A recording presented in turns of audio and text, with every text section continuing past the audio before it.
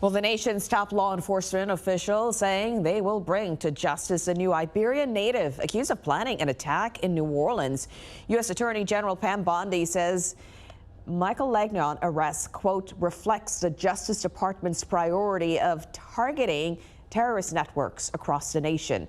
Investigators connected him to an anti-government group. Some members were also arrested in California, accused of planning to bomb Los Angeles on New Year's Eve. The suspected target was federal agents working in New Orleans as well. The FBI Director Kash Patel says he will not tolerate anyone who threatens law enforcement officers.